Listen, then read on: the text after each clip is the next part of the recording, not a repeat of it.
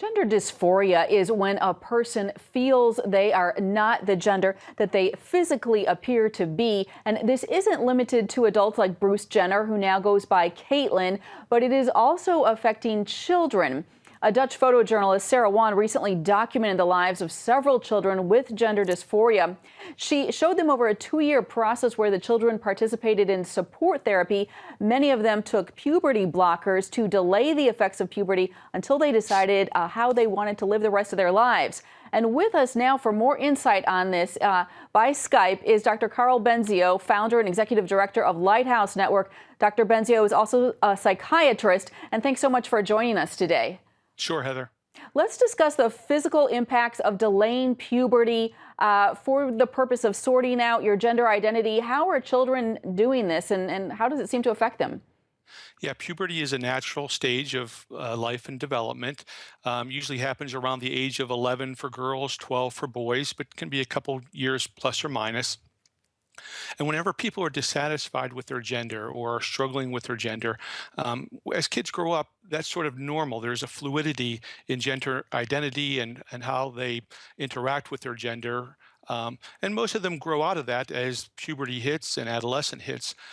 For some group, though, they are really antagonistic about the gender that they started with, and some of those move into transsexualism or try to change their gender. And so trying to change your gender physically once you're past adolescence is very difficult to do. It's a lot of hormone therapy that's involved in trying to change your physical body. Right, so it can be really complicated. So do you recommend to parents who have a child who is really confused about their gender to use a puberty blocker to give them a little more time to think it through? Yeah, so that's what they were giving them, is puberty blockers to delay, to allow the child a chance to think through this process more, to figure out, well, what gender do they really want to be? Now, these puberty blockers are powerful. They're synthetic hormones. We know synthetic hormones can increase cancer risk. They interfere with bone and muscle development, but they also interfere with our thinking. During puberty, there's significant brain development that goes on at that point. So, from my perspective, most of the kids sort of work through that process, and especially with psychotherapy, they're able to understand sort of what are some of the reasons why they're insecure or why they identify with a gender that's not quite the gender that they were born with, and how to help them work through that process so that normal puberty and adolescence can happen. Whenever real puberty does come, it often, with that development, helps them start to feel comfortable with who they are and their born gender so that they can feel more comfortable with that. So is there ever a time when it would be appropriate for a parent to use a puberty blocker, given these negative possibilities? Is it appropriate sometimes to use them just to give a child a little space before they're actually fully, committed to one gender? I don't really think so. I believe that gender that we were born with, that God created us with, is the gender that we're supposed to have. And so Satan certainly wants to get in there and attack that understanding so that we're confused by it, and that we're confused by who we are, our identity, and then how we can interact in relationships based on our gender and identity. So as parents, we want to try to reinforce how God wired it and designed us, but to know that there's some freedom of expression. You have a stay-at-home dad or a tomboy. So we don't have to be so rigid in our construct as to how those traits and how that gender can be expressed. But parents need to be reaffirming of that gender that they were born with the children, and allow the puberty process to happen, because that often solidifies for the people that are questioning a lot better what their gender is and how they can be more comfortable with it. So you don't think that it's ever appropriate for a child to say, hey, I really feel strongly that I'm another gender and I want to change? No, I don't. I think that whenever we give into that kind of thinking, we're allowing a child to sort of get the impression that feelings override reality or override truth. And feelings are not. Feelings are not good decision makers. They're a great warning system, but they're terrible decision makers. So we need to affirm with our child, what is reality, what is the truth, how God designed them, how they have value and purpose with how God designed them, and how they can start to understand that and live that out in incredibly wonderful ways. All right, let me ask you, gender dysphoria used to be called gender identity disorder, but the medical field has changed the name. What is your thinking on that? How did that happen? Well, there's been a huge movement over the last 20 or 30 years in the psychiatric and psychological community. We have a significant amount of same-sex attraction individuals in the in the psychological and psychiatric fields.